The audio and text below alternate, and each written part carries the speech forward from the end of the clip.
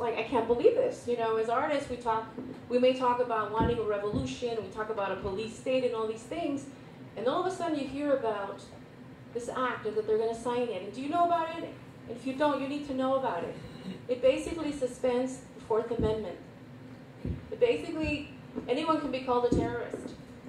And so for a lot of us who are activists, if you participated in the Occupy movement, you could be on a list where you could be a terrorist, or it even says something about being belligerent.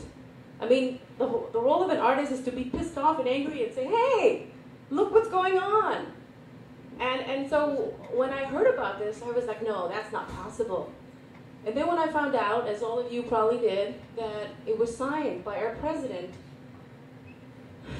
on December 31st, right when everyone's getting ready to party and we're in the fog, and it got signed.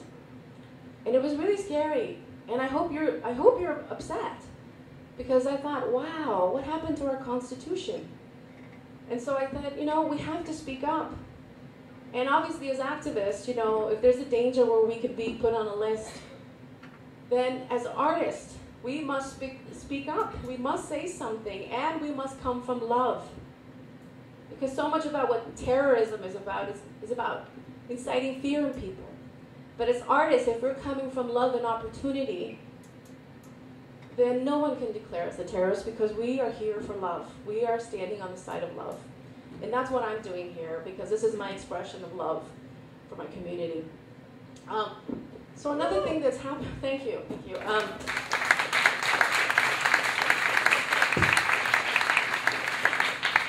As you can tell, I'm a little nervous because I've put my heart into this, and so has our wonderful host for the evening, Jessie, whom I will introduce in a few minutes. And one of the things that is happening, and I know you know and I know you feel it, is that this paradigm that is a pyramid energy where there's only a few at the top and many at the bottom. This pyramid paradigm is shifting, and we all can feel it and see it, because it's becoming a circle. And it's a circle that represents equality, that represents infinity and love that just is distributed to everyone.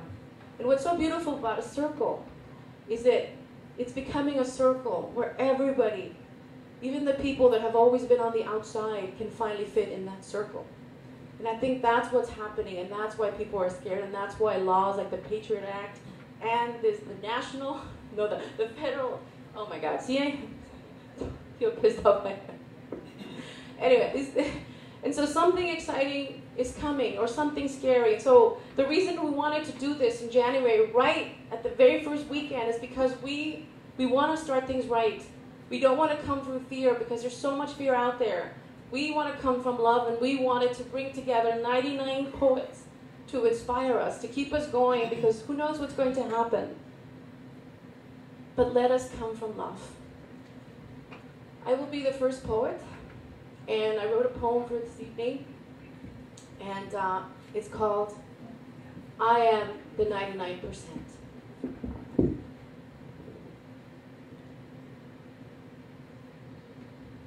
I am the 99%.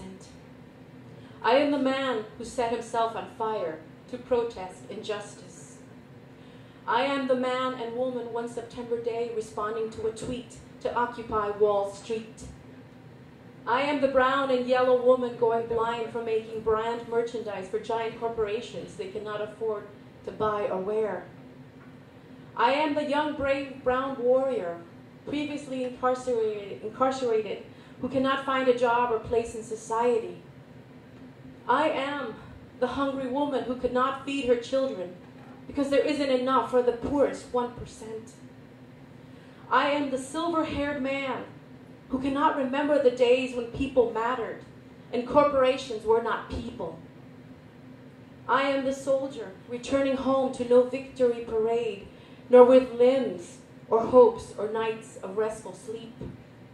I am the child dumbed down, vaccinated, and left behind to live a life of indentured servitude. I am the sex worker, kidnapped and enslaved to cater to the perversions and rituals of the 1%. I am an American who believed in the American dream, the ideals of the Constitution, and who feels a hole in her heart. I am also half of the sky, but owner of only 20% of the earth, with freedom less than 1% of the time between the hours of sunlight. But I am also the 99% who knows I am already a whole person with undeniable human and divine rights to feel loved, valued, and liberated, not just right now, today, but tomorrow and forever. And this I know because my heart tells me so. And I'll fight for this 100% of the time. Even if they pepper spray me and arrest me, even if they beat me with batons and create new laws, stick dogs on me, they shred me to pieces, cut me to nothing, rob me of every ounce of humanity, reduce me to blood and dust. When you are already divine and whole, no one can hurt you, God whispers into my soul. Do what you must. Allow good and the light to triumph over evil. This I know because my heart tells me so. And this I know because my heart tells me so.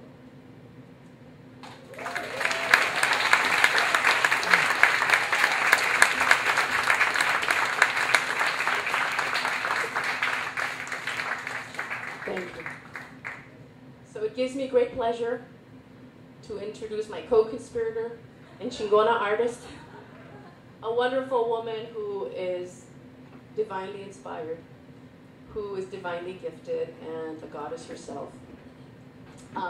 Jessie Bliss is responsible for bringing all these poets together. She has great organizational skills, for one thing, right? But I first met Jessie when she was taking my writing class, but Jessie was already an artist in her own right. She has been an activist for the incarcerated youth. She has been a voice for women who have been incarcerated. She has created many works of art, including a beautiful play that I got to see called Record of Light. She's also the founder of the Roots and Wings Project. And she's working on so many projects I can't even remember, but she really is, she's a hostess for tonight, but she really is the firecracker that's gonna set your hearts on fire and get this show started. Jessie Bliss.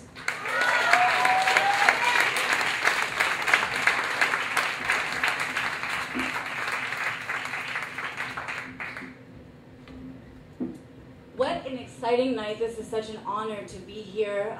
I think this is the most powerful, beautiful way to start the year with all these extraordinary artists coming together. That's really what this is about, is all of us coming together. That creates change, that creates unity, that creates economy, that creates everything. I actually wrote a piece and I lost it. And I thought, well, that was meant to be. Because this morning when I was teaching in juvenile hall with my girls, I had them write a piece inspired by tonight. And all of them did, and they were really moved by what we were up to, and they were asking me lots of detailed questions. They all wrote their own pieces, and so since it's 3 minutes or less is the rule for the poets tonight, I'm going to read 2 of their pieces because they're really short, and their voices need to be heard. So these were written this morning by incarcerated girls at Central Juvenile Hall. This is by Janet. Freedom, liberty, and justice for all. I have none of that behind these walls. I have no freedom to do what I desire. I wish only the entire world knew how lonely and blue one can get with these thoughts that constantly run through my head. No liberty to say or act according to what I think. I feel like I slowly began to shrink, like I'm not a person that matters in here. I'm not content. But nobody keeps me from knowing I'm the 99%. For years, government rules keep 1% aside. It's not fair since we all have rights. Therefore, we all unite to fight violence, murder, and injustice. Will someone spark the light?